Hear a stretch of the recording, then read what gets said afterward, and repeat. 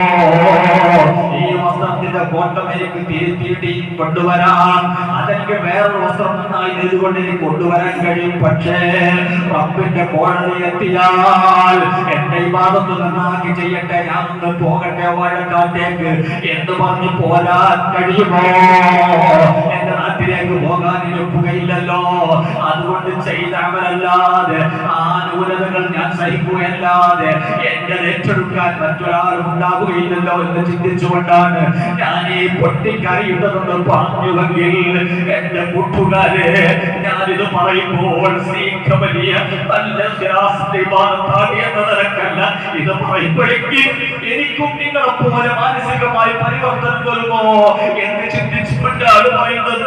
പടച്ചറമ്പുതാൻ ചെയ്യുന്ന അമലുകൾ ആളുകൾ കാണാൻ വേണ്ടിയല്ലാതെ റബ്ബ് കാണാൻ വേണ്ടി, റബ്ബ് സ്വീകരിക്കാൻ വേണ്ടി, അവരുടെ അടുക്കൽ ഖബൂലിയത്ത് ഉണ്ടാകാൻ വേണ്ടി ചെയ്യുമെന്ന ചിന്തയോടുകൂടി ചെയ്യാൻ പടച്ചറമ്പ് സാധുക്കളായ അവസാന കാലത്ത് ചട്ടി ചവറുകളാകുന്ന ഈമാൻ വളരെ ബലഹീനമാണ്, ഈമാൻ വളരെ കുറവാണ്. ഒരു വിഷയം നമ്മൾ മുമ്പിലേക്ക് എത്തുമ്പോൾ ഒരു ഭൗതിക വിഷയവും ഒരു പാരത്രിക വിഷയവും ഭൗതിക വിഷയം നഷ്ടപ്പെട്ടു പോകുമോ എന്ന് വിളിച്ച് അതിന്റെ പിന്നാലെ പോകുന്നവരല്ലേ തമ്മിൽ കൂടുതലും. ആഖിറത്തിലേക്ക് രക്ഷപ്പെടണമെന്ന് വിചാരിച്ചതിന്റെ പിന്നാലെ പോകാൻ നമുക്ക് പലപ്പോഴും കഴിയാറുണ്ടോ? ഇല്ല. അതുകൊണ്ട് നല്ല നിഷ്കളങ്കമായ റബ്ബിനോട് ദുആ ചെയ്യുക. പടച്ച റബ്ബ് നാം ചെയ്ത എല്ലാ അമലുകളും ചെറുതും വലുതും എല്ലാം റബ്ബ് സ്വീകരിക്കുമാറാവട്ടെ. നാം ഈ സ്ഥാപനത്തിന്റെ തുടക്കം മുതൽ ഇന്നോളം ഇതിനു വേണ്ടി അധ്വാനിച്ച ഒരുപാട് ആളുകൾ ഖബറിൽ നാളെ പേരെടുത്ത് പറയുന്നില്ല. ഒരുപാട് കാരണവന്മാർ, ഒരുപാട് ചെറുപ്പക്കാർ, അവർ നമ്മോടൊപ്പമില്ല.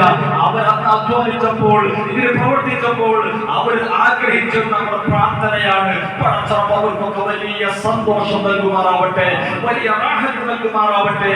ഈ സദസ്സിന്റെ നിസ്കാരങ്ങളുടെയും ഇവിടെ നടന്ന ഏതൊക്കെ സുഹൃത്തുക്കളുണ്ടോ എല്ലാറ്റിനെയും സവാബ് പടച്ചറബ് ഈ ഖബർസ്ഥാനങ്ങൾ കൂടുതൽ ആളുകൾ അവരിലേക്ക് അല്ലാഹു എത്തിച്ചു കൊടുക്കുമാറാവട്ടെ.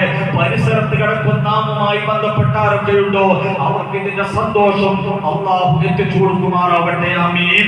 ഇലാ ഹദ്റത്തിൻ നബി സയ്യിദനാ മുഹമ്മദ് സ്വല്ലല്ലാഹു അലൈഹി വസല്ലം.